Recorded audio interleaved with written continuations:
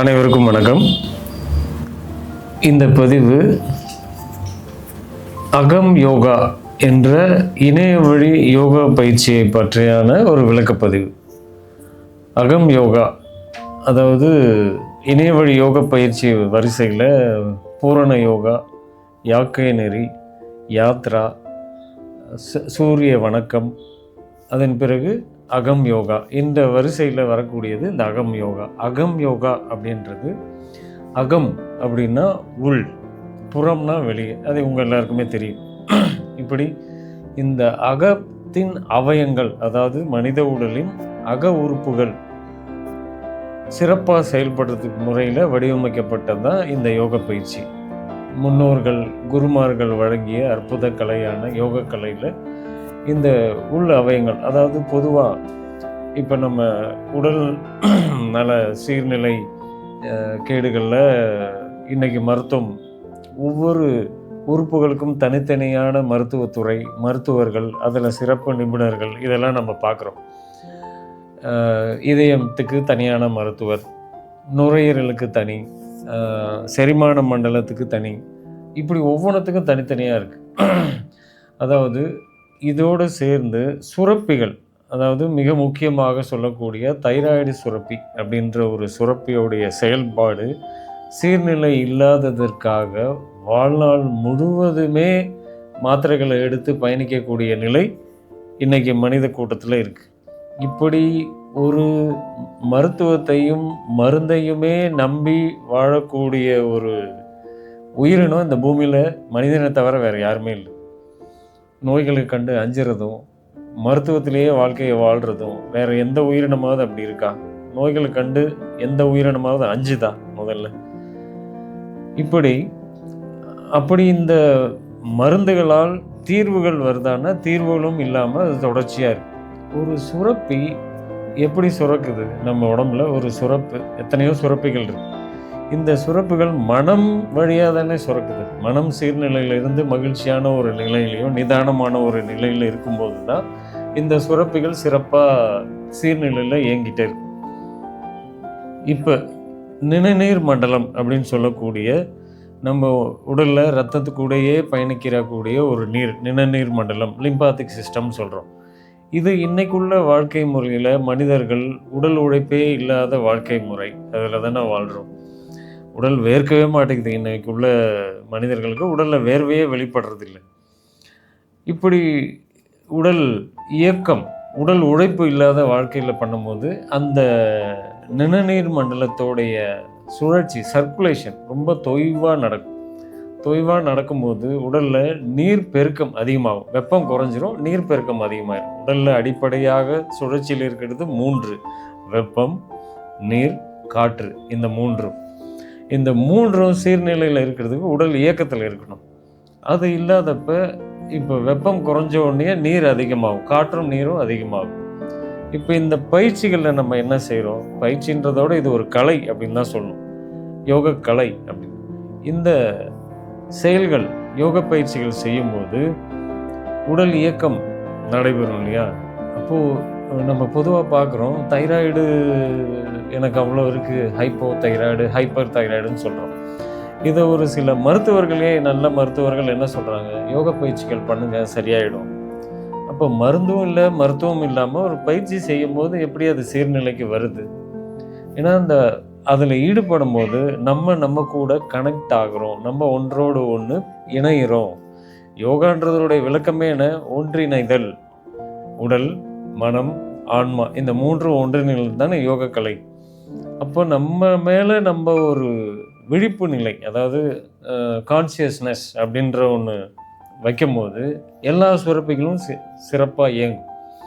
அப்படி இந்த பயிற்சிகளை செய்யும்போது எல்லா சுரப்புகளும் உள் அவயங்கள், அதாவது இங்கேருந்து தைராய்டு சுரப்பி, இருதயம், நுரையீரல், கணையம், கல்லீரல், மண்ணீரல், செரிமான மண்டலத்தில் உள்ள சிறுகுடல், பெருகுடல், அதன் பிறகு சிறுநீரக உறுப்பு, முதுகு பகுதியில் உள்ள நரம்பு மண்டலம், அங்கே உள்ள முதுகு தண்டுவோட சீரமைப்பு, அதன் உடலோட அடிப்பகுதியான கழிவு நீக்க மண்டலம், ஜனன உறுப்பு மண்டலம், அதன் பிறகு கால்களுக்கு கீழே உள்ள தொடைப்பகுதி, கெண்டைக்கால் பகுதி, இங்கே இருக்கக்கூடிய ரத்தம், ஒட்டுமொத்த உடலையும் எவ்வளோ எளிமையாக ஒரு இயக்கத்துக்கு கொண்டு வரக்கூடிய அற்புத கலையை நமக்கு முன்னோர்கள் வழங்கியிருக்காங்க.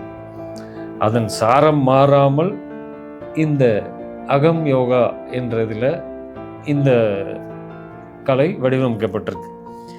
இதை நீங்கள் உடம்புல என்ன விதமான பிரச்சனையை நீங்கள் பட்டியலிட்டு பேர் சொன்னாலும் சரி, எல்லாருக்குமே இந்த பயிற்சி பொருந்தும்.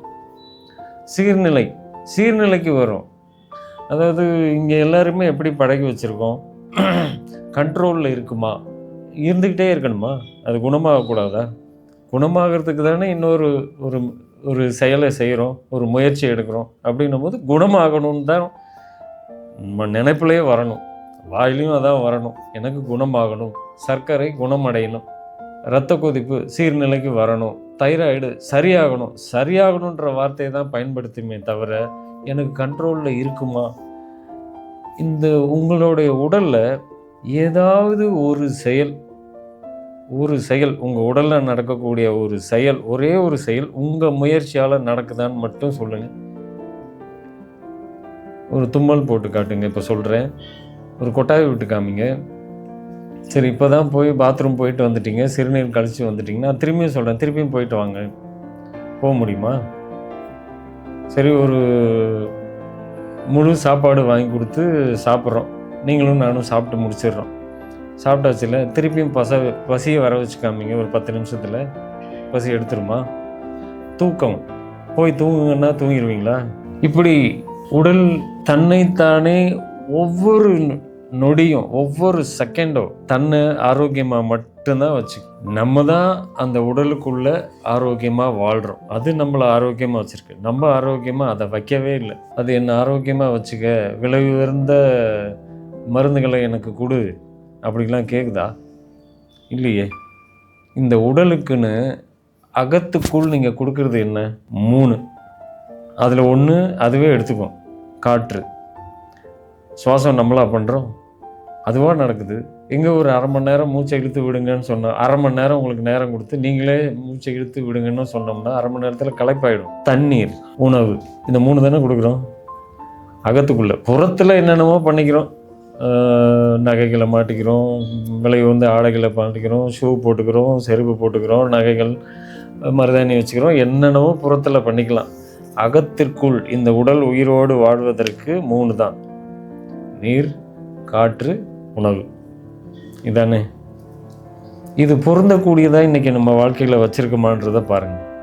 நீர், பொருந்தும் நீரை நம்ம குடிக்கிறோமா, பொருந்தும் உணவுகளை சாப்பிட்றோமா அப்படிங்கிறதையும் பார்க்கணும். இப்படி சமைத்த உணவுகள் குற்றம் இல்லை, சமைத்த உணவுகள் தான். சிந்தனையில் மேம்பட்ட ஒரு உயர்ந்த நிலை எதுனா சமைச்சு சாப்பிட்றது, மனித பிறவி.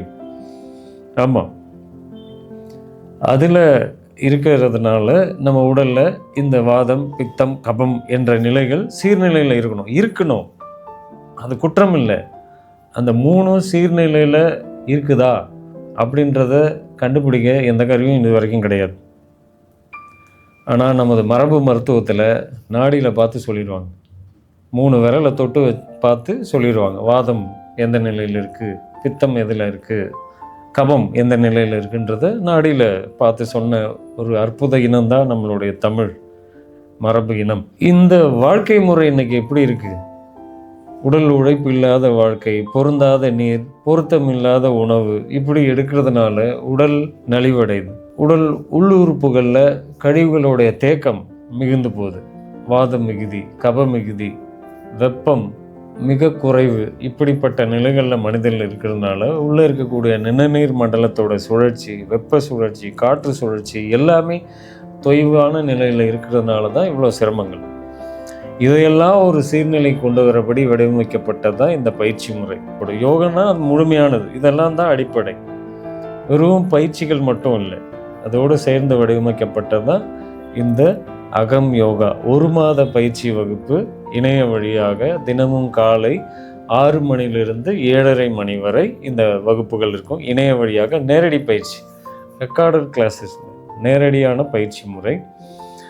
இது உள் உறுப்புகளை சிறப்பாக இயங்க வைத்து ஆரோக்கியம் மேம்பட நீங்கள் வாழ்நாள் முழுவதும், அதாவது பல்லு விளக்குறோம்ல, இது எங்கேயாவது ஊருக்கு பயணம் போகிறோம் அப்படின்னா பல்லு விளக்காமல் என்னையாவது இருக்குமா? எப்படியாவது அங்கே எதையாவது ஒரு வாட்டர் பாட்டிலையாவது வாங்கி இல்லை ஒரு கையால் தேய்ச்சி பல்லு விளக்கி கொப்பளிச்சு துப்பிடும், வேறு வழியே இல்லைன்னா போகும்போதே எடுத்துகிட்டு போயிடும். அப்படி இந்த யோக பயிற்சிகளும் தினமும் நம்ம செய்யணும். இது வாழ்வியல். உடல் உழைப்பு இருந்துச்சுன்னா பயிற்சி தேவையில்லை. உடல் உழைப்பு குறைவாக இருக்கிறவங்க, அப்படிப்பட்ட நிலையில் இருக்கவங்களுக்கு இதை எடுத்தாவது நம்மளை சீர்நிலையில் வச்சுக்கணும்.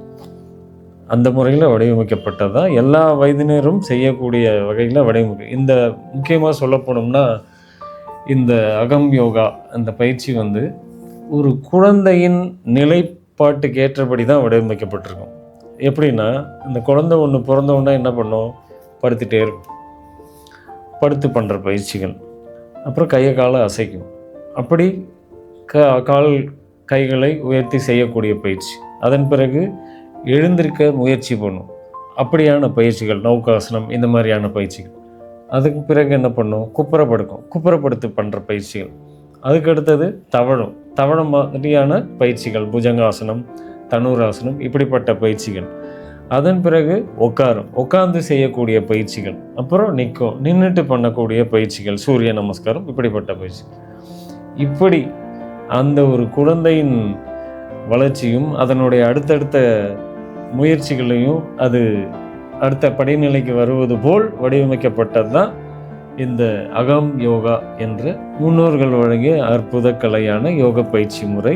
இது 1 மாத பயிற்சி. விருப்பமோடு இணைந்து கற்றுக்கொண்டு உடலோடு வாழும் காலம் வரை ஆரோக்கியமாக வாழ்வதற்கான எளிமையாக செய்யக்கூடிய எளிமை தான் எப்பவுமே வலிமையாக இருக்கும்.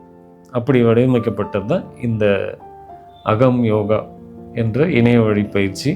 ஆரா யோகா மையத்தின் பயிற்சி வகுப்புகளில் சாரங்களில் இது அகம் யோகான்றது ஒரு முக்கியமான படிநிலை. இதில் விருப்பமுள்ளவர்கள் இணைந்து பயணிக்கலாம். நன்றி.